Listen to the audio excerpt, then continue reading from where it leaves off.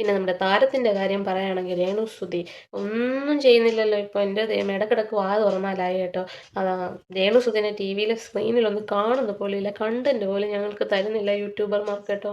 പോണം പോകണമെന്നും പറഞ്ഞുകൊണ്ടിരിക്കുക. മിക്കവാറും ബിഗ് ബോസ് പറഞ്ഞയക്കുന്നതിന് മുമ്പ് ഞാൻ പറഞ്ഞിട്ടാണ് പുറത്താക്കിയെന്നുള്ള രീതിയിൽ ഇനി വേണ്ടിയിട്ടാണോ രേണുസുതി കളിക്കുന്നതെന്നൊന്നും അറിയത്തില്ല. അത് ഇനി പുറത്തു വന്നിട്ട് കുറേ ആൽബങ്ങളൊക്കെ ചെയ്യാനുണ്ടോ എന്ന് അറിയത്തില്ല. ഓണമൊക്കെ അല്ലേ. അനുമോട് ബിഗ് ബോസ് കരയാൻ വേണ്ടി മാത്രം വന്നിരിക്കുകയാണോ ഗൈസ്? എന്തെങ്കിലും ഒരു പ്രശ്നം ഉണ്ടാക്കിയാലും നല്ലപോലെ സംസാരിച്ചിട്ട് നേരെ പോയി കിടന്ന് കരയും. അങ്ങനത്തെ സ്വഭാവമുള്ള ചിലരൊക്കെ ഉണ്ട്.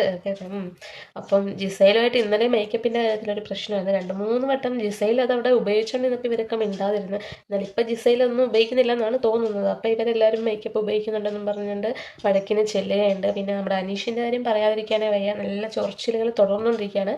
പക്ഷേ അനീഷാണ് അവിടെ ഏറ്റവും കൂടുതൽ കണ്ടന്റ് ഒക്കെ കൊടുക്കുന്നത് കേട്ടോ.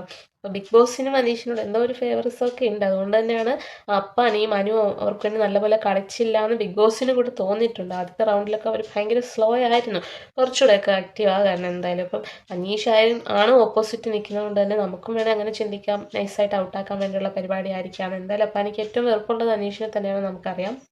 പിന്നെ നെവിൻ നമ്മുടെ ബിഗ് ബോസിൽ ആസ്ഥാന കള്ളനായിട്ട് മാറിയിരിക്കാനായിട്ട് തിന്നാൻ എന്തൊക്കെ വെറൈറ്റി സാധനങ്ങളൊക്കെയാണ് നമ്മുടെ നെവിൻ ഉണ്ടാക്കുന്നത്. എന്തായാലും ഫണ്ണ് കുറച്ച് കൂടുന്നുണ്ട് നെവിന്. ലാലേട്ടൻ എന്ത് പറയാൻ നോക്കാം. എന്തായാലും കൊള്ളാം, കളികൾ മുറുകട്ടെ.